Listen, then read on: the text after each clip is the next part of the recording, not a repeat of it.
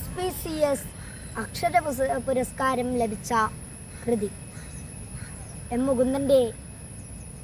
മുകുന്ദേട്ടൻ്റെ കുട്ടികൾ.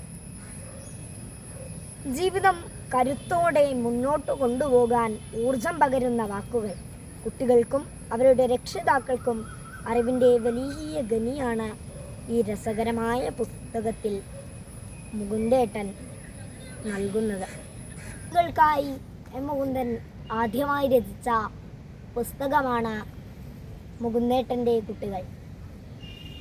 വെളിച്ചമുണ്ടായിട്ടും വഴിതെറ്റുന്നു എന്നതിലൂടെ നമുക്ക് ചുറ്റും വെളിച്ചം പകരാൻ കുറേയധികം മനുഷ്യർ, നമ്മുടെ അച്ഛനും അമ്മയും ഒക്കെ ഉണ്ടായിട്ടും നാം ഇന്ന് പല ലഹരിക്കും മറ്റ് സോഷ്യൽ മീഡിയകളിലും മറ്റ് വളരെയധികം ഭീഷണിയാവുന്ന ആപ്പുകളിലും ചെന്നുപെടുന്നു. ഇക്കാര്യം ആണ് ഈ അധ്യായത്തിലൂടെ എം മുകുന്ദൻ നമുക്ക് കാണിച്ചു തരുന്നത്. അതുപോലെ ഇതിൽ പറയുന്ന ഒരു കാര്യമുണ്ട്. ഒരു ഗർഭിണിയായ സ്ത്രീയെ ബസ്സിൽ നിന്നും ഉന്തിയിടുകയാണ്. നമ്മുടെ ഈ കൊച്ചു രാജ്യത്ത് നടന്ന സംഭവം. ഈ പുസ്തകത്തിൽ അമേരിക്കയെ പറ്റി പറയുന്നു.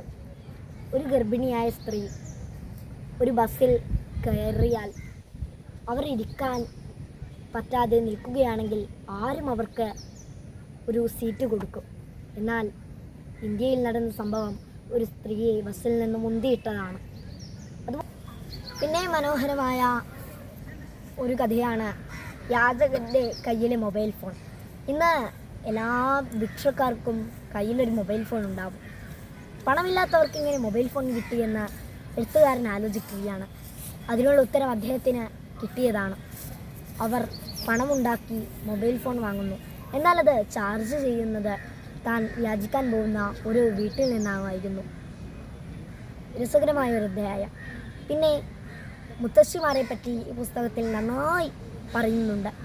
മുത്തശ്ശിമാർ നമുക്ക് കഥകൾ പറഞ്ഞു തരുന്നതിനെ പറ്റിയും, എന്നാൽ ഇന്ന് ഫോണിന് അടിമപ്പെട്ട നമുക്ക് മുത്തശ്ശി കഥകൾ കേൾക്കാൻ താല്പര്യമില്ലാത്തതും എഴുത്തുകാരൻ ചൂണ്ടിക്കാട്ടുകയാണ്.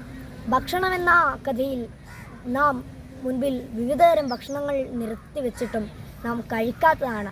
നമ്മുടെ കേരളത്തിലെ ഭക്ഷണ വൈവിധ്യങ്ങൾ നശിച്ചു പോകുന്നതിനെ പറ്റിയും കഥയിൽ പറഞ്ഞിരിക്കുന്നു. ഇന്ത്യയുടെ തലസ്ഥാനമായ ന്യൂഡൽഹിയെ ഏറ്റവും നന്നായി വിമർശിക്കുകയാണ് എഴുത്തുകാരൻ. ന്യൂഡൽഹിയിൽ കുറേ നാൾ നിന്നതുകൊണ്ടും അവിടുത്തെ കാലാവസ്ഥ അറിയുന്നതുകൊണ്ടുമാവാം അങ്ങനെ പറഞ്ഞിരിക്കുന്നത്. കൊല്ലും കൊലയും അവിടുത്തെ ഒരു നിത്യ ചെയ്തിയാണെന്ന എഴുത്തുകാരൻ നമ്മളോട് വാദിക്കുന്നു. സമൂഹം മാറുന്നതാണ് കഥയിലുള്ളത്. കുട്ടികളായ നമ്മൾ എങ്ങനെയാണ് ജീവിതം നയിക്കേണ്ടതെന്ന് എഴുത്തുകാരൻ നമുക്ക് പറഞ്ഞു തരുന്നു. ഒരാപത്തിലും പെടാതെ ഫോണിനും മയക്കുമരുന്നിനും സോഷ്യൽ മീഡിയയിലെ അപകടകരവും ഭീകരവുമായ ആപ്പുകൾക്കും മുന്നിൽ കീഴ്പ്പെടാതെ നാം ജീവിത ലക്ഷ്യം കണ്ടെത്തണമെന്ന് എഴുത്തുകാരൻ പറയുന്നു. നിക്ക് ഔട്ട്, കിം ഫൂക്ക്, ഇവരെ പറ്റി നാം കേട്ടിട്ടുണ്ടാവും. നിക്ക് ഔട്ടിൻ്റെ പ്രശസ്തമായ ഒരു ഫോട്ടോ ഉണ്ട്. ലക്ഷമാണ് അതിൻ്റെ രൂപ. അമേരിക്കയും ഉത്തര വിയറ്റ്നാമും നടത്തിയൊരു യുദ്ധം. അവിടെ നിക്ക് ഔട്ട് കുറേയധികം ഫോട്ടോകൾ എടുക്കുന്നു. പ്രസിദ്ധമായത് അതിൽ നഗ്നയായി ഓടുന്ന ഒരു 5 വയസ്സുകാരി പെൺകുട്ടിയായിരുന്നു.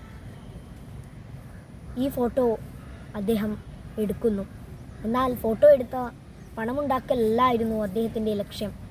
അദ്ദേഹം എന്ത് ചെയ്തെന്നോ, ആ കുട്ടിയെ വീട്ടിലേക്ക് കൊണ്ടുപോവുകയും വേണ്ട സഹായങ്ങൾ ചെയ്തു നൽകുകയും വലിയ വിദ്യാഭ്യാസം നേടിക്കൊടുക്കുകയുമാണ്.